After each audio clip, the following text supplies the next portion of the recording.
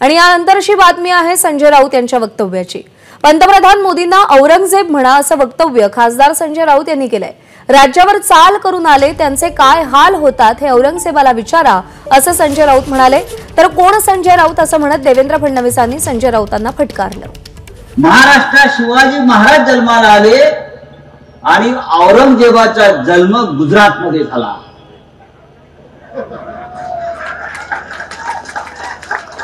गुजरातमध्ये जिथे मोदी जन्माला आले त्याच्या बाजूला दाहोद नावाचं गाव आहे, तेथे औरंगजेब जन्माला आला आणि म्हणून ही औरंगजेबी वृत्ती गुजरात आणि दिल्लीतून या महाराष्ट्रावर चाल करून येते आहे आणि शिवसेनेच्या विरोधामध्ये, आमच्या स्वाभिमानाच्या विरोधामध्ये।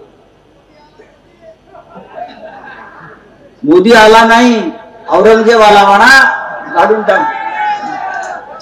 संजय राऊतांनी मोदीजींची तुलना जी आहे ती औरंगजेबाची केली आहे बोलताना। संजय राऊत कोण आहेत?